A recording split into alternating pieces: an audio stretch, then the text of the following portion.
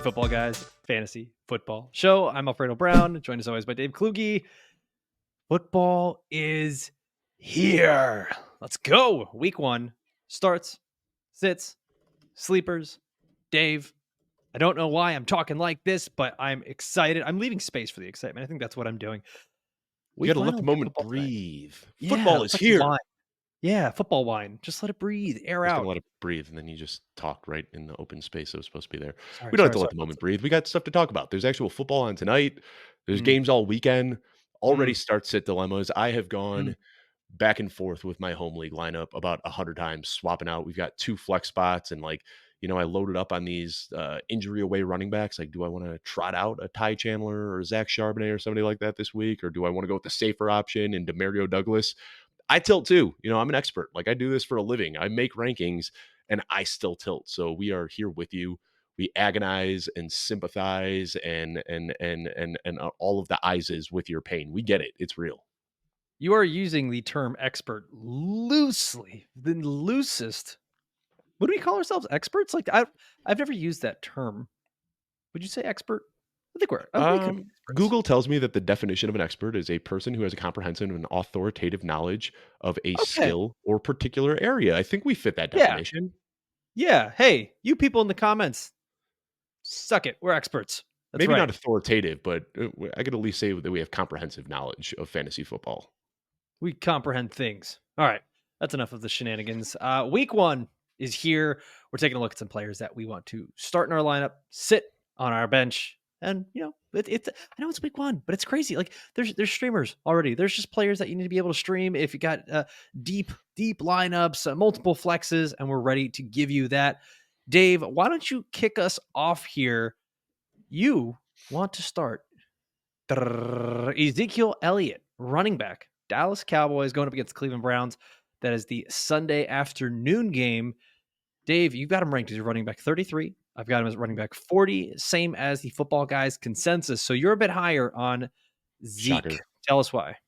Well, I do got to say, I tweeted out that Zeke was my start of the week, and Matt Waldman quote tweeted it and said that, he agrees with me here. So it's good to know that I'm not on an island. My boy Matt Waldman out here also buying in on Zeke. And then yesterday I was on Harris Football, and we talked about it as well. And Chris Harris is also very bullish on Zeke. So I understand the trepidation here. He's an older running back who hasn't looked good for the last few years, and this is a gross start of the week. First of all, start of the week, when we're talking about this on this show, we're not saying that like you need to get this guy in your lineup. I'm not telling you to bench Breece Hall for Ezekiel Elliott. That's not what I'm saying at all. Like, we're purposely looking at the guys that are kind of at that fringe RB3 flex range. Like, you need to get somebody in your lineup, and maybe it's not somebody that you start on a week in and week out basis. And Zeke, I think it's a good start this week. And I know, like, they're playing Cleveland on the road. It's going to be a tough matchup, but you look at the depth chart right now, they haven't activated Dalvin Cook yet. So they might go into this game with just 2 running backs, where it's going to be Rico Dowdle and Ezekiel Elliott. And a lot of the murmurs out of camp are that Rico Dowdle is going to lead the team in rushing attempts, and that Rico Dowdle is going to lead the team in rushing yards. But Mike McCarthy just yesterday said that Zeke is the RB1. Like, that's how it came out on the unofficial depth chart. And they asked Mike McCarthy about it, and he said, yeah, I had that say. I made Zeke the running back 1 here. And Dowdle could get a lot of work in this game, but I just fear that he's going to be more of that early down thumper, not getting a lot of the high value touches, and that when they get to passing downs, they're going to want to go to Zeke because Zeke is great in pass protection. When they get near the goal line, they're going to want to go to Zeke because he has shown a penchant for getting into the end zone throughout his NFL career. So I think what happened with Rico Dowdle is that people just got a little bit overexcited about him. This was a guy who was a round 18 pick, and he was a great value then. And then he moved in around 17, and then around 16, and then 15, 14, 13, 12. And then before you know it, we're drafting Rico Dowdle to be a starter. And now in week 1, people said, well, I drafted this guy to be a starter. Now I need to put him in my starting lineup. And I still have a preference towards Zeke in my lineup. Rico Dowdle, I think it's best to kind of take a wait and see approach to see what his usage looks like. But at the end of the day, he's an undrafted guy going into year 5 who hasn't done much so far. I went back and watched all of his snaps from last year to kind of ask myself, like, what am I missing here with Rico Dowdle? And after watching all of his snaps from last year, I still have the same question. Like, there's nothing about Rico Dowdle that really excites me all that much. I think Zeke is going to be the guy who has a stranglehold on the high value touches here and what we expect to be a high powered offense. So again, not saying that you need to like bench your studs for Zeke, but if you're rostering Zeke and, Tajay Spears, Chuba Hubbard, Gus Edwards, I prefer Zeke over all of those guys this week. I'm not going to fight hard on this. The only thing I will say is if you're looking at Rico Dowdle and you don't really like much there, what do you see with Zeke that you like? Because this is one of those things that you've talked about with like Rico Dowdle. Give me the argument that doesn't involve volume. What's the argument with Zeke? Is because what we saw last year was not he was not good. He was not good for the Patriots. He got volume. So it kind of seems like the argument remains the same with either of these Cowboys running backs. It's that neither of them are very good, but someone's going to get the volume. And I think that's the thing that scares me the most is that they're probably just all bad. The thing is, last year he wasn't getting a ton of volume, though. I mean, like you look, he was But when he did, it under was bad though. 50% snaps. Yeah, I mean, he's not good, but like, how many times do we have to talk about running backs in the NFL? Like, being a good running back, like long term, sure. If you're betting on injury away guys, you want them to be sparked up and have that good relative athletic score, and you want them to be fast and have the burst and all that sort of stuff because if a player gets injured, that's the guy that we can bank on to be kind of a late round lottery ticket. But we see it time and time again. Like, it's not always the best running back getting touches. It's the running back that the coaching staff trusts, the guy that understands the intricacies of playing at the NFL. And that's why I think when it comes to passing downs, that's where we're going to see Zeke. Like, he, for the last 8 years, has been one of the best pass blocking running backs in the NFL. And then when you're on the field for passing down snaps, that also turns into running routes and catching targets, which are much more valuable than a carry. We've also seen that he is still a decent goal line back. He might not have that long speed to break off the 80-yard touchdowns like he did early in his career, but he understands how the offensive line works. He understands the system, and they're going to trust him when they get inside the 20-yard line. So I'm not saying Zeke is going to be getting 25, 28 touches or anything like that, but it's very possible to think that he gets a handful of touches inside the 10-yard line, that he gets 4 or 5 targets. And even if that's his baseline without any rushing on top, that's a usable flex week right there. If he stumbles into into the end zone twice, if he catches 5 or 6 targets, then all of a sudden you're looking at a boom week out of your flex spot. So again, the guys that I'm saying to start him over, Chuba Hubbard has a Mm. tough matchup against the Saints. Tajay Spears, we don't know what that split is going to look like with Tony Pollard, and he's got a tough matchup on the road against the Bears. Gus Edwards playing against Las Vegas, also not a great matchup. And we don't know how J.K. Dobbins is going to look coming off the injury. So Zeke is the boring option that weirdly gives you a relatively safe floor. And I'd take him over some of these dart throws that people are thinking about in their flex spot this week. Man, did you really say that Zeke has been going at it for 8 years? It feels like it's been 8 years. It does really feel like it's been that long. Let's Oh see. my One, gosh. two, three, four, five, six, seven, eight. This is year 9 for Zeke. Yeah, kind of crazy to think Mm, about. mm, yeah. After a prolific college career too. I mean, yeah, like we've been watching Ezekiel Elliott just tearing up football fields for a decade now. Kind of wild to think about. Yeah, I wouldn't say last year was Taryn, but yeah, yeah. Ripping and the Zeke Elliott. tearing. Yep. Zeke is your one of your starts for this week, week one. Before we move on, want to remind everybody you can check out all of these rankings, Dave's rankings, my rankings, all of the football guys experts. Yeah, that's right. We're using that word correctly. You can check that over at footballguys.com/rankings, where, I mean, you're going to get everything from Dave. What is it? 11, 13 different experts all putting everything together. We've got projections from the website that are giving you tons and tons of data that just gets poured into this hours and hours. So you can check that out and be able to make your decisions for your start sit lineups. And then Sunday morning, we will have the Sunday morning live show here on this YouTube channel. So if you're listening to the podcast and you're just like, YouTube's not really my thing, make it your thing for this Sunday morning live. You need to be there with Joey Wright, Jagger May, Jeff Bell, Adam Hutchison, our injury expert. We are going to have so many different guests coming through and answering your questions. So make sure you're in there early. That's going to be 11 a.m. Eastern Standard Time, the only real time zone that exists. Sorry to all my mountain timers. I And do want to say that of this is course, the royal we. Like when you say we, it's not going to be Alfredo and I. It's going to be our friends Joey Wright and Jagger May. I don't. Are you going on that show this week, Alfredo? do you? I feel like you hear the first part of what I'm saying and then tune out immediately 5 seconds in I because I heard you did say mention. Joey, Jagger, and Jeff, but I want it to be explicit that we are not going to be on this. We will be eating bonbons and drinking coffee on Sunday morning.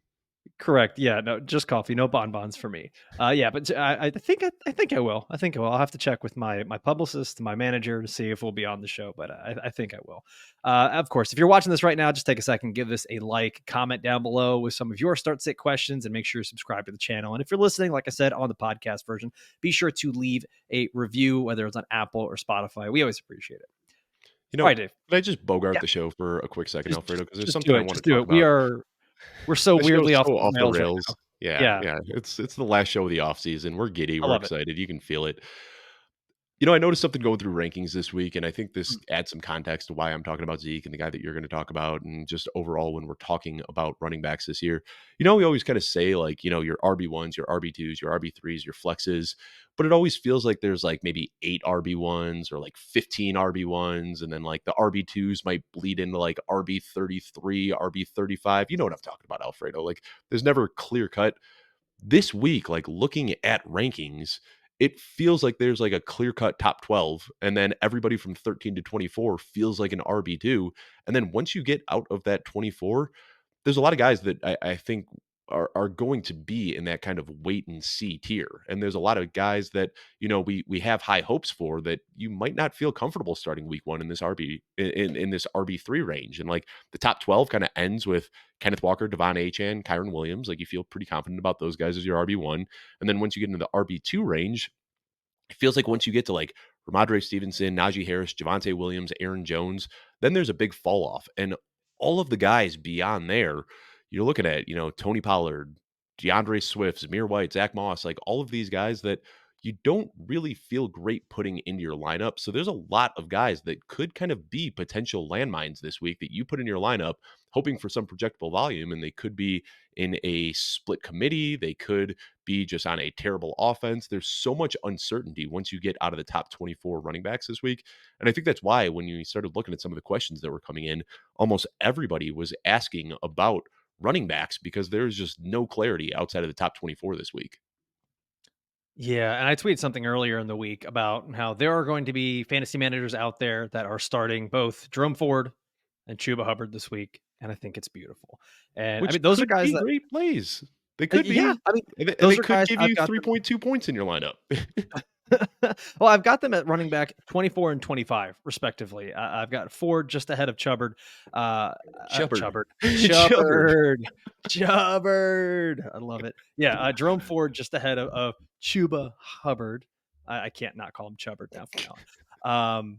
But yeah, there's some really interesting spots at the running back spot this week, and we'll get more into those because we do have our listener questions. By the way, you guys make sure you're following us on Twitter because that's where we are going to be throwing out the weekly listener questions for the start, sit, and what is this? Sleeper, streamers. That's what we're Starts, calling it. sits, and streamers. At the Streamers. Three Sally S's of Sells fantasy Seashell by the football. seashore. This show sucks so far. All right, let's keep moving on. My start of the week. I actually changed this last minute, Dave. I think you were referring to my start, which was going to be Raheem Mostert. And honestly, I just kind of want to start all my Dolphins that I can. And Yeah. this is it's I don't normally even talk about Miami as like being the team. Like you got to start as many players as you can, even though they are as good as they are. I really want to start Tua Tagovailoa this week at my quarterback spot, going up against Jacksonville Sunday, 1:00. This is, I mean, there is no Miami heat wave advantage here because you are playing against a fellow Florida team. Dave, I've got Tua as my quarterback 12. Dave, you've got him as quarterback 14. Football Guys consensus has him as quarterback 15. But I'm looking here through the quarterback rankings, and I think that most people who drafted their quarterbacks want to just start those quarterbacks this week, and they're not looking to make a whole lot of changes. However, I will say this: there are, I think, people that drafted Caleb Williams that I'd rather not have to start him this week in his first start ever. Rookie quarterbacks have not been good in their first starts over the last, I want to say 10 plus seasons here. I'd be putting Tua in over Brock Purdy, over Dak Prescott, some of these guys that were being drafted ahead of him. And there's just this thing that the Dolphins do where under Mike McDaniel, they have come out hot early Mhm.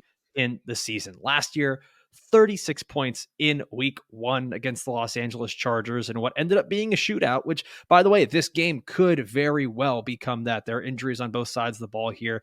Not exactly stellar secondaries on these teams. And then in 2022, we had the 42-point game in week 1 versus, early in the season against Baltimore. This is a Jacksonville Jaguars team. Like I said, not a stellar defense, gave up the 6th most fantasy points to quarterbacks last season. And Tua last year, nice start. Week 1, he was the quarterback 1 overall. Week 3, quarterback 2 overall. This is a guy that we know has the high ceiling in him, especially early on. I know I'm saying like the Dolphins start out hot. We're giving Mike McDaniel 2 to 3 weeks to scheme up a game plan for his week 1 opponent. And then we always get really excited when we see how good Miami looks. And this is something that we've kind of gotten used to. And I don't know what happens if we get here to this point in the season and we forget. This is a game where I am expecting a lot of points. It is tied for second highest implied point total of the week by Las Vegas. And I mean, for all of us that are saying, we don't know anything about these teams, Vegas does tend to have a pretty good grasp on these games, especially early in the year. There are a lot of people that are going in and doing the research on this and seeing that this Dolphins Jaguars games has a very high implied point total. It doesn't surprise me. It doesn't surprise me. I want a piece of this action. And yes, I will be starting Tua Tagovailoa at quarterback this week. So let me ask you, because I have Jaden Daniels ahead of Tua Tagovailoa in my I rankings, do as but well. I don't think it's that crazy if you've got Jaden Daniels going up against Tampa Bay, who has a good run defense, and we know so much of Jaden Daniels' output is probably going to come from his rushing. I have Jaden Daniels a couple spots ahead, but like I don't think it's crazy if you have Jaden Daniels and Tua Tagovailoa to say, let me put Tua in this juicy matchup and kind of take a wait and see approach with Jaden Daniels. And we talked about that a lot. That like if you were going to spend up on Jaden Daniels this year, it wouldn't hurt to pair him up with a guy like Tua Tagovailoa or Jared Goff or Matthew Stafford. And I think this is a good week where, maybe Jaden Daniels just comes out hair on fire and drops, 55 fantasy points this week. It could happen. Like that's the upside every single week with a guy like Jaden Daniels. But I Chris Harris talks about this all the time, and we did a lot of this yesterday. It's like, what can you live with? I could live with Jaden Daniels going off on my bench, knowing that I still have 16 weeks left in the season. I couldn't live with Tua Tagovailoa dropping 35 points on my bench and 8 points in my lineup from Jaden Daniels. So we know Tua is good. Like you said, the early season, we see it almost every single year.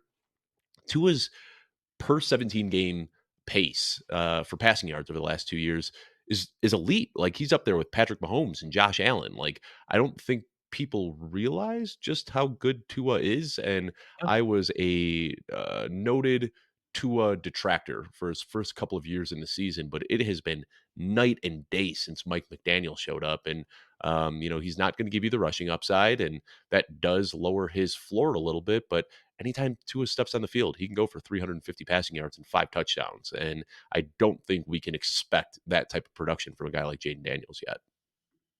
Hey, don't count out the rushing ability. Tua's lost like 10 pounds. Okay. He's looking svelte. He's ready to Yeah. go. Yeah, and I Yeah. mean, it's Yeah. possible. He was never much of a rusher in Oh, college, but it also, is the hip injury that could have slowed yeah. him I'm, down from I'm, rushing. I'm I just bothering you. But I mean, the thing, like, Tua's never gonna be an 800-yard rusher. We No. know Yeah. that, but, like, is it crazy to think that, like, maybe slimming down a little bit, now 3 years removed from the hip injury, that, like, maybe he rushes for 400 yards, and if that happens, then it unlocks a ceiling, and then he's all of a sudden in, like, the Patrick Mahomes weekly discussion if he can start sprinkling in 50 rushing yards a game. Yeah. Yeah. We are taking forever on these. Let's move. Let's move, Dave. Let's go to our players that we want to sit this week. You're sitting Jameson Williams, wide receiver for the Detroit Lions, going up against the Rams on Sunday Night Football. You've got him as your wide receiver 50. I'm just a little bit ahead of you, matching consensus once again. I'm a daredevil, wide receiver 46 here. What makes you want to absolutely sit Jameson Williams? We know that there's the high upside, but we also know there is the potentially low floor. Yeah, I think this is another one of those where he just got so steamed up in the offseason that people effectively drafted him to be a starter. Like he was getting drafted as a wide receiver 3 or a flex player. And this is one of those situations where I might look a little bit deeper down the rankings and try to find somebody that's a little bit safer. I hate to make the comparison, but like you remember last year, Kadarius Toney all offseason just kept drumming up buzz, drumming up buzz, drumming up buzz. And then people got to the point in week one where they said, okay, we'll plug Kadarius Toney in because he had moved into like the 8th and 9th round. And people were like Jameson Williams, effectively drafting him to be a starter. And the upside case was there with Kadarius Toney. And it's there this year with Jameson Williams. But I think if I can afford to, I want to kind of see what his usage looks like. This is a guy who's never played more than 70% of the snaps in a single game in his life, less than 50% snap share in half of his career games. And the season long upside is there. And the week one upside is there, if we're being honest, but it's just a risky start. So, some guys that I'm looking at instead of Jameson Williams that I think are just a little bit safer. Jacoby Myers with a good matchup against the Chargers. DeAndre Hopkins going up against Chicago. Romeo Dubs against Philadelphia. Courtland Sutton against Seattle. Those are all guys who are below Jameson Williams in weekly rankings that I think just give you a little bit safer of a floor. If we see Jameson Williams come out and, he's a 75% snap share player, if he's drawing targets, then you feel a little bit better going into week two. But he could be a potential landmine that if he still is that 30 to 40% snap share player and he's not commanding targets, the production might not be there. So if you can afford to, I think it's best with Jameson Williams to take a wait and see approach. I don't dislike Jameson Williams. Even in this week, this is such a high implied point total, biggest of the week for the Rams and Lions game here.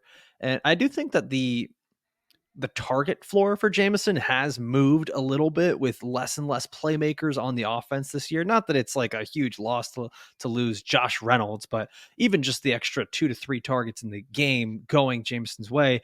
I'm not like pounding the table for him. I still only have him as wide receiver. What did we say here? Wide receiver 46. So, I mean, I think I would put him in as a flex if I have a 3 wide receiver lineup, or depending where I'm at, I'm not going to try to shove him in there as a wide receiver 3 into my lineup. But I think there's a little more wiggle room here. I'm not totally afraid to start Jameson Williams if I can. All right, let's go to the next one on here. The player that I want to sit this week, and I think the player day that you and I both soured on him as the offseason went on and we didn't really want to draft him. It's Zack Moss, running back for the Cincinnati Bengals, going up against the New England Patriots. Sunday, 1 p.m. slate. I've got him as my running back 33. Dave, you've got him as your running back 30. Football Guys consensus has him as running back 29. So we're both a little bit below consensus here. And I think the idea is there's a lot of people just want to starting running backs, or quote starting running backs in their fantasy lineup, regardless of who they're going up against. There's still a lot of really strong love for running backs out there if they are atop the depth chart. And it's such an interesting thing, like getting all my friends that are going through their fantasy drafts and they're looking and they're like, all right, 6th round, man, what do you think? Zack Moss, this is the guy I want to go with? And I'm like, no, don't do that. Don't do that. And it's funny because now we look at the depth chart for the Bengals and he is the running back 1 there, but Zach Taylor, the head coach of the Bengals, had a really funny interview yesterday where he's just like, I pay no attention to the depth chart that goes out. People, the press asks for it, the website asks for it. I put absolutely no time into it, which is very strange to hear a head coach say, I don't put time into the depth chart. But he says that he just really doesn't care about it, puts no time into it, puts no attention into it. And that he doesn't see it as an instance where Zack Moss is the top running back on the team. He just put his name there. And that's the thing that kind of worries me, is that we could see a bit more of Chase Brown in this game than many people are expecting. The Bengals have tend to come out slow each of the last 2 seasons. Last year, 3 points in a loss to Cleveland, and then 20 points in an overtime loss to Pittsburgh. These are not exactly barn burner type games. These are tough opponents. And guess what? This year, they got another tough opponent. Maybe not in a shootout style where the Patriots have a good offense, because they don't. But the Patriots defense is pretty good. And with Gerard Mayo at the helms, he runs tight ship on defense. And they've been pretty good against running backs over every single year. It doesn't matter who's been coaching. And last year, actually, Patriots, 5th lowest rushing yards allowed last season. They don't give up a lot of explosive plays. They're a strong tackling team, not a lot of broken tackles against them. I worry here that the pace of the game will likely be very slow, very sloppy. There's probably going to be some forced passing, going to Jamar Chase, going to T. Higgins, and that could be great for them. I just don't necessarily see this as one of those games that's going to be blowing up with a lot of points. It's tied for the lowest implied point total of the week by Las Vegas. And the last thing I want in a low implied point total game is a running back who is going to have to be splitting carries and likely missing out on passing work. So, yeah, count me out on the Zack Moss shenanigans here in week one.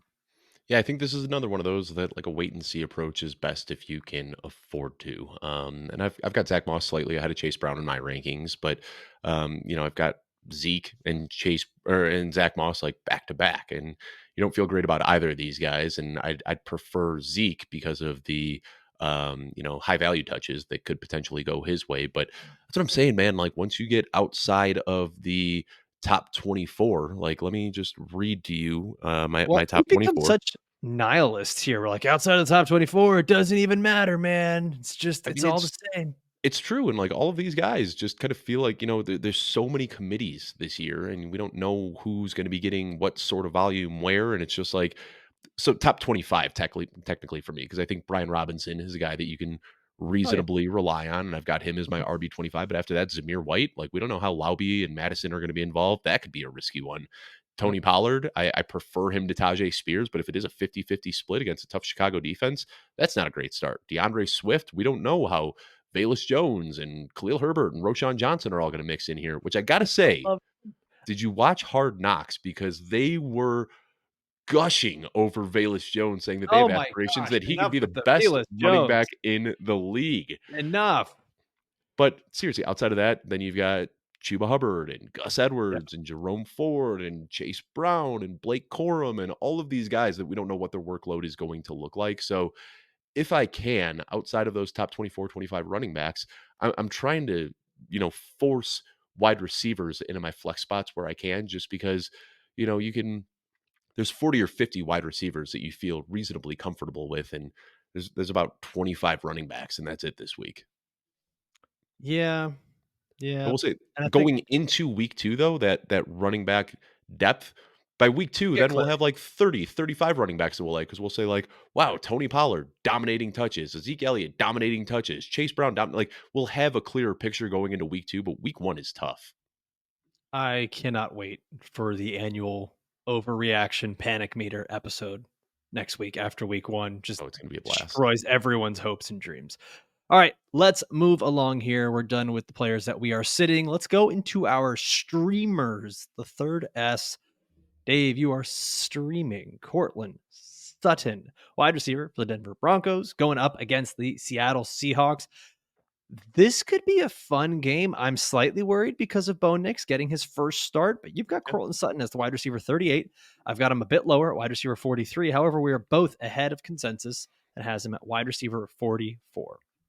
And this is exactly what I'm saying, the type of guy that I would want to stream in my flex spot as opposed to one of these running backs that we want to take a wait and see approach. Like, J.K. Dobbins and Gus Edwards. Like, we don't know what that is going to look like, who's going to be getting what touches and how it's going to be split up, what J.K. Dobbins is going to look like. So you probably drafted Gus Edwards or J.K. Dobbins to be your starter, but I don't think you can rely on either of them in week 1. I think you want to wait to see what it looks like. Same thing with Zach Brown and Chase Moss.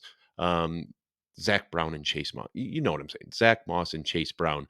There's so many of Zeke these. Moss. Yeah, Everyone knows. there's so many of these ambiguous backfields that I think you want to take a wait and see approach. So I think that a guy like Courtland Sutton is a great streamer. He's a guy who really fell in drafts this year, but he has been a target hog every step of his career. Now Jerry Jeudy is gone, setting up for sky high usage in this offense.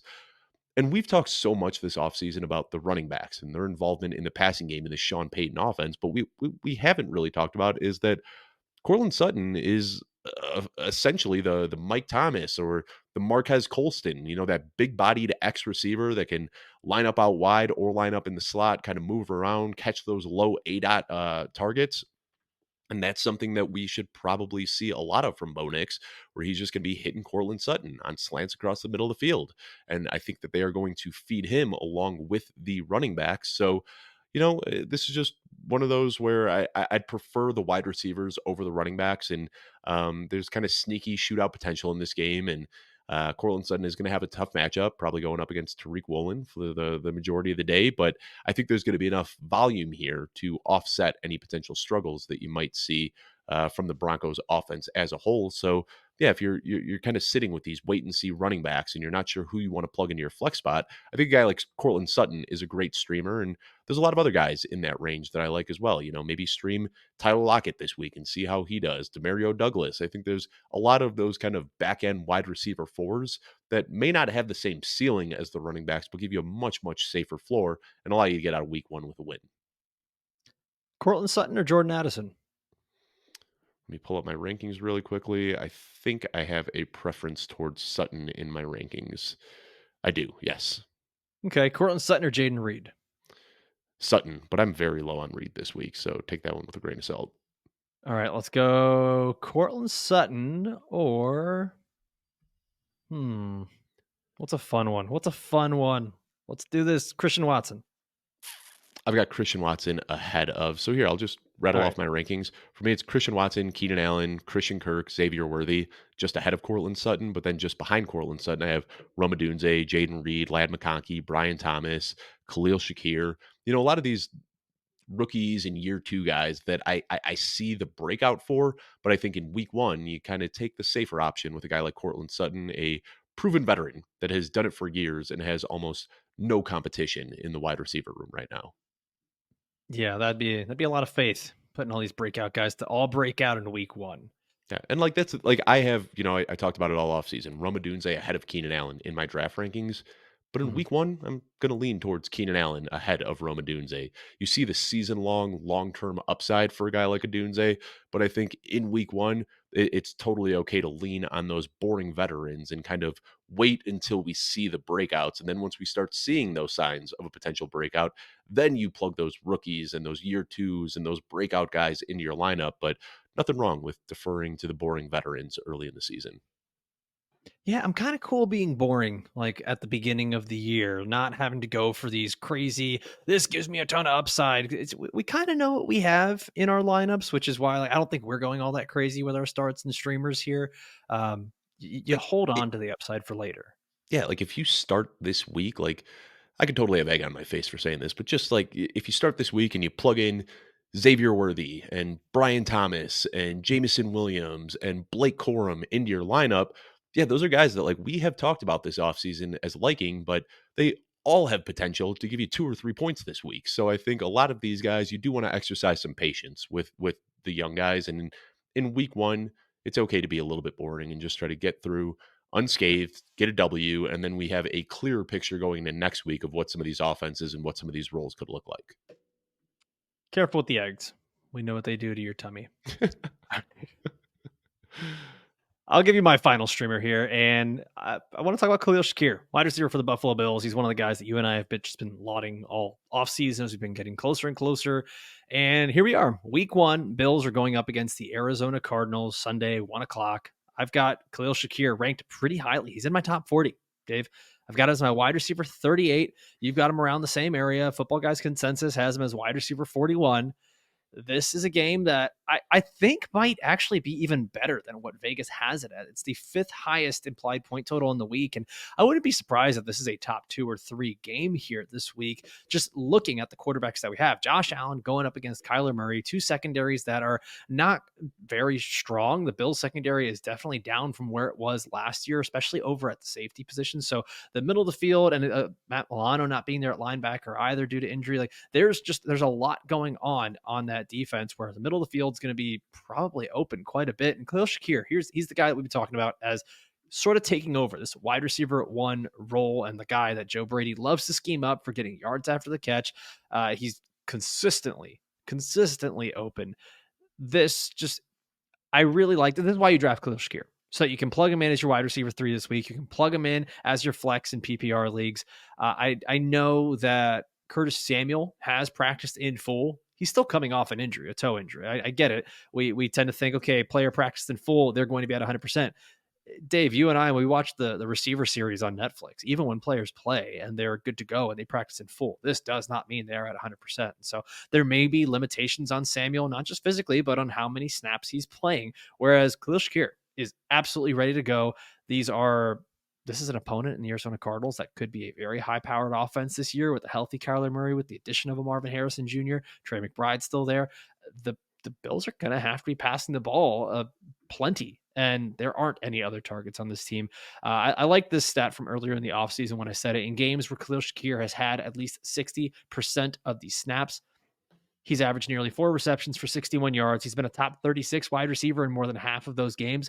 I'm going to venture to say he is playing more than 60% of the snaps here in this game, which, that leads me to believe there's a very, very high chance that he is a top 36 wide receiver in this week. And mind you, all those games happen with Stephon Diggs and Gabe Davis still on the team. So this is a very different offense now. There's going to be a lot of opportunity for Khalil Shakir, who's just a talented player in a game where I think we're going to see more passing than expected. Yeah, and I don't know if you saw our friends at Fantasy Points, Scott Barrett and Ryan Heath. I was They've going been to coming bring out it with up. some really good metrics. Yeah, and they developed this new metric, the average Hmm, separation score, been abbreviating it as ASS. And I don't know if you saw, but in 2022, Khalil Shakir had the best ass in the league. So pretty tough to ignore that. clip that. Clip that and hang it in the Louvre. Oh, that was beautiful. We do I love Khalil Shakir's ass. this this is where we let the show breathe for a second. Let's get All into right, some let's move listener on. questions. Yeah. Yeah. Let's move on to our start sit questions that we get from Twitter. We're going to roll through these. Dave, I'll throw it to you first on each of these. So we got a question from Ivan Salazar at General Vizzy. He says, PPR, homie, need a flex. Sutton, Shakir, Singletary, Odunze, McConkey, or Bowers. That's a lot of options. And then he finishes it with IU that, but if I want, which means help, please. So Sutton, Shakir, Singletary, Odunze, McConkey, or Bowers. Dave, who are you going with here? Yeah, I probably should have prepped for this beforehand and looked at my rankings because I have a lot of these guys really, really would, close, and I'm like, would you like me to jump in here? no, Uh, I do for me, it's Singletary, and I don't feel hmm. great about that because this is a guy who I don't think is all that talented. I think he's just kind of a guy, and he's going to be on a bad offense, but talent doesn't really matter for running backs. And this kind of comes full circle back to what I was saying about Ezekiel Elliott. Who does the coaching staff trust?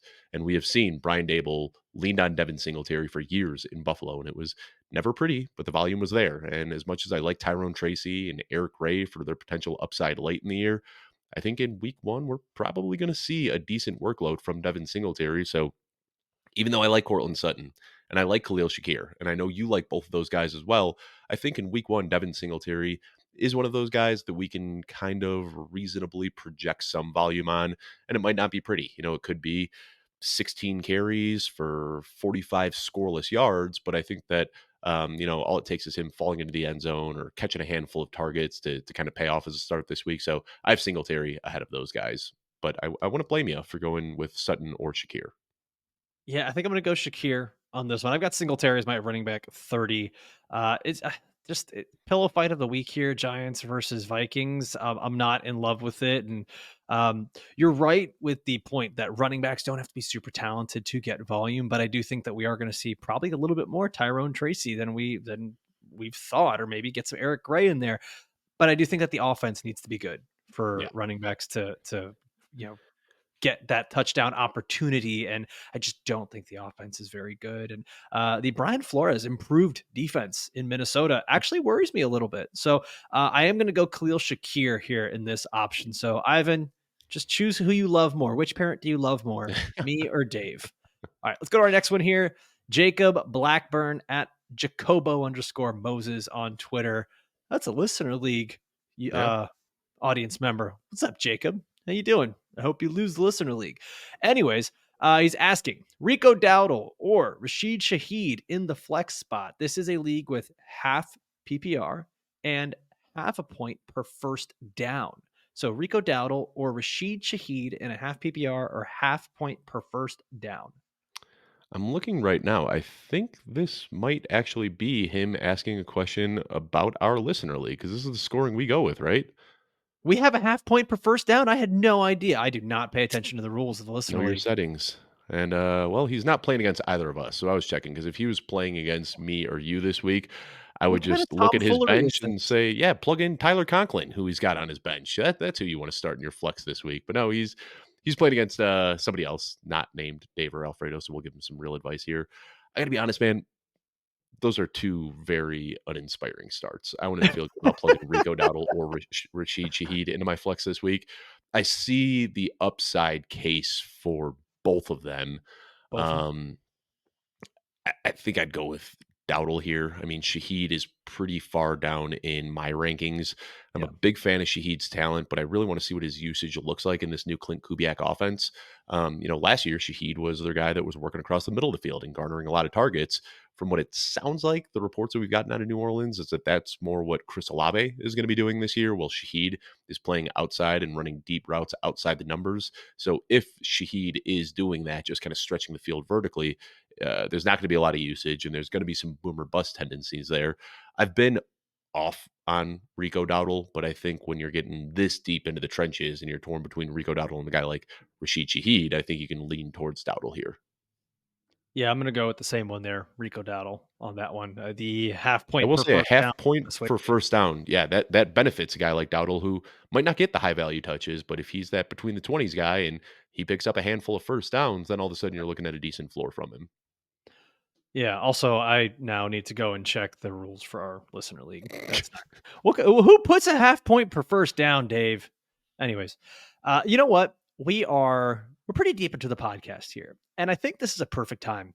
I want to talk to the people that are deep into this show, love football, guys, love us, because you are the people that deserve to have a GOAT subscription for football, guys. Okay, GOAT, greatest of all time, Dave. Our listeners, our audience, our beloved fan base here, they can upgrade to a Football Guys GOAT subscription and take the shortcut to fantasy domination. They get personalized advice directly from us, the quote experts. All right. Now, what you can do, we have only 300 spots for this. It is very exclusive, very limited. And what we do here is we give you exclusive community access, direct answers for all of your questions, and you're going to get exclusive staff hangouts. You can actually hang out with Dave Kluge. That's right. You guys can talk about, hiking and running and different ways to prepare eggs in the morning. You're going to get everything that comes with the normal Hall of Fame subscription. Plus, you're going to get complete access to all of the Football Guys tools, content, and features, answers to all of your fantasy football questions directly from us, the staff members, exclusive staff live streams and hangouts, access to exclusive merchandise, access to exclusive GOAT Discord community, access to the GOAT Discord title, and early access to new Football Guys tools and features before they are released to the public. This is such a cool thing. It's basically a concierge service where you are a VIP for Football Guys. And it's super exciting to offer that to you guys. We're going to put that link in the description of the YouTube video here and in the description of the podcast. So if you've been listening this far and you're like, man, I want to take my fantasy football team to the next level this year. I love Football Guys. I want to do this with Dave, Alfredo, Cecil, Sig, Joey, Jagger, Jeff, everyone here on staff. Man, this is the GOAT tier for you. I love it. I love Also, it. This is just a great exciting. way to show support. Like, Don't aside support us. from It's all about you. It's all about what you want. the benefits that come with it, what better way to show your support than being one of the top 300 subscribers for Football Guys out of 700,000? Mm. What's the percentage in that? Are you in that's the top like 1%? No? It would be less than 1%. I Let's don't, move I on. don't want to blow Let's those move on. numbers. We're doing too much math. All right, let's go on here to the next question. Eric on Twitter at Eric, we got to work on this Twitter handle, my man. At XQZNO. Someone does not want to be found. Anyways, he's asking Jerome Ford or Christian Kirk at the flex, half PPR. David? Man, in my flex rankings, I've got these guys so close, literally 4 spots apart. But I'm going with Christian Kirk just because you already talked about the potential for a shootout here in Miami. Miami against Jacksonville, high implied total here. Jerome Ford, I think, should get the majority of the work, but it's going to be a tough matchup against Dallas. They're probably going to have Deonta Foreman involved as well. So I'm going to go with Christian Kirk here. I think that we could see him trend down as the season progresses, as Brian Thomas gets a little bit more up to speed. They said that they're going to kind of allow his role to grow throughout the season. But I think early in the year, you can lean on Christian Kirk as the same kind of high end wide receiver too that he's been for the last couple of years in Jacksonville. Yeah, I'm samesies on that. I'm willing to start Jerome Ford as my running back too, depending on how my build went or in a flex spot. But if I'm going here between Ford and Kirk, I'm gonna lean Kirk there. Just the potential fireworks we could see in that Jaguars Dolphins game just could be absolutely awesome. Let's go to the next question here from Andy, also known in the Twitter streets as at Big Bad Andy 12. Could you imagine? You're just walking around and they're like, oh, that's Big Bad Dave. Careful. Please Big Bad Andy. only refer to me as that from now on. Big Bad Dave. Big Bad Dave. Well, until you're a father, then you're Big Dad Dave. Oh boy. Oh yeah. Oh yeah. It's too deep into the show now. All right. He's asking T. Higgins, DJ Moore, or Davante Adams in a PPR league. Dave, first of all, this is a phenomenal team. The fact that you have to choose between one of these guys to start. Like, how are you not able to start all three of them? Ask your The commissioner build, for another flex spot. the build is just immaculate. This is what we're doing here. So Dave, Higgins, DJ Moore, Davante Adams, where are you going? This is in my draft rankings. These guys were super, super close, but in week one, I'm leaning towards Davante Adams. First starts for rookies historically haven't been great, and I want to see how Caleb Williams plays. I think that DJ Moore probably is the best season-long option of the bunch. But with Jamar Chase expected to be back, that bumps T. Higgins down a little bit. DJ Moore, first start with a rookie quarterback bumps him down a little bit. This is one where I'd lean towards Davante Adams, but start sending some trade offers out there, man. If you've got if you're sitting in a league where you're benching guys like T. Higgins and DJ Moore, time to start making some trades and consolidate some of that talent. Yeah, I'm one. First of all, great actionable advice there. Consolidate that talent, but yeah, I'm going to go with Davante Adams here. I've got him ranked pretty highly. He's at my wide receiver 9 for this week, going up against the Chargers defense. That just they're a funnel to wide receivers, man. It's nuts, and we know we've got Gardner Minshew in there, quarterback. He likes to hyper target wide receivers, and there is really, when you think of which wide receivers have been hyper targeted over the years, regardless of quarterback, it's pretty much Davante Adams, regardless of who is back there. And I think there's a little extra motivation. If he's not getting hyper targeted in these first games, there is going to be some screams to get out of Las Vegas from him to want to go visit his buddy, Aaron Rodgers in New York. All right, let's go to our next question here. Jason Solomon on Twitter at JE Solomon16 asking T. Higgins or Khalil Shakir, half PPR. This one's pretty easy for me. I'm going to go T. Higgins. Yeah, no question. We can move on to the next one. Yeah. T. Higgins easily. Yeah. Well, okay. Well, I mean, don't Easily. Don't Next harp question. on it. Don't make Jason. This was a good question, Dave. Don't bully the audience. Next one on here, Saint at Saint de Bronx. You think he's from Brooklyn? Or is that the same place? Is Brooklyn and the Bronx the same thing? I don't know enough about New York. No. No, it's not. No. What's the Bronx? What is the Bronx? Those are different boroughs. That's like, like Chicago has like the West Loop and Lincoln Park. What is a borough? All right. Anyways, yeah, we'll do a whole episode on that next time. You can Google it. We're not talking about Joe Burrow. What place about the boroughs? What place starts with the? Anyways, so Saint is asking, I need help for my fantasy team here. Week 1. It's got 2 running backs, 2 wide receivers, and a 1 flex in the lineup. It's half PPR. Bonuses for 40 and 50-yard touchdowns. So he has DK Metcalf, Rashee Rice, Jalen Waddle, and Amari Cooper. Which 3 do you start out of those 4? And I think he's already got them in order. I'm benching DK. Is that how you've got it as well? I'm starting Rice and Waddle confidently, and then for me it comes down to DK and Amari Cooper, who are both pretty close in my rankings, but I have a slight preference towards Amari Cooper. This is a guy I talked about this on Chris Harris's show yesterday because he was kind of giving me some pushing back a little bit on my Amari Cooper ranking. I've got him as my wide receiver 18 this week, and a lot of people are a little bit concerned. He was the wide receiver 15 last year, and sure, some of that came with Joe Flacco, but this guy who's just consistently been a high-end wide receiver 2 year after year after year after year. it's tough. It's close between Amari Cooper and DK Metcalf. And I could totally see DK Metcalf being the preferred guy going into year 2 if he gets that Roma Dunze treatment in this Ryan Grubb offense. But I still think that I'm going to lean towards Amari Cooper over DK in week 1. Waddle and Rice are the easy starts for me. Yeah, I'm going Waddle, Rice, and DK there.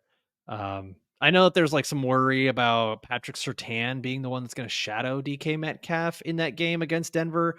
I'm not quite too worried about that.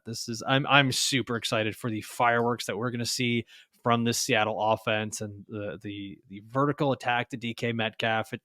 Fastest player in the NFL last year. I don't quite care who's covering him. This is a guy who can win deep. So, yeah, I think you're going to get some good volume, some good explosion from Rice and Waddle, and then you just get the big play cherry on top with DK Metcalf there. So that's where I'm going. Last question from Gabisius on Twitter at Gabby_L Martinez. Hold on. Flex options here, Dave. We don't have point scoring, so let's just assume half PPR here, just for question's sake. DeAndre Hopkins versus Chicago, Jordan Addison versus the New York Giants, or NG. Wait, what are we doing here? Yeah, New York Giants, and then Austin Eckler versus the Tampa Bay Buccaneers. So Hopkins, Addison, Eckler. Who you're starting in the flex?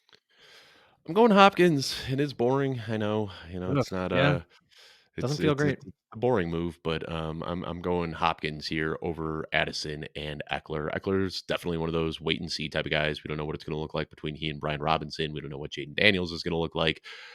Addison, the wide receiver 2 on a Sam Darnold-led offense concerns me a little bit. DeAndre Hopkins, some stiffer target competition there with Calvin Ridley in the picture now, but still DeAndre Hopkins. He displayed a pretty good connection with Will Levis last year. Not crazy about either or any of these options, I should say, but I will lean towards DeAndre Hopkins here.